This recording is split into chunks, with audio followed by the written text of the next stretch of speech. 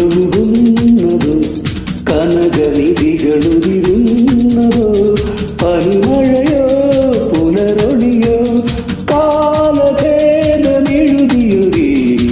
കാവ്യസംഗീതം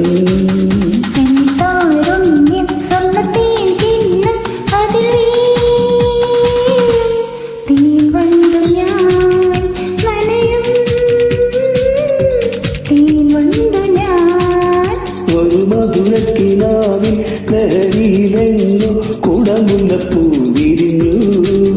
അതിലായിരമാശകളാലൊരു പൊൻവലമേയും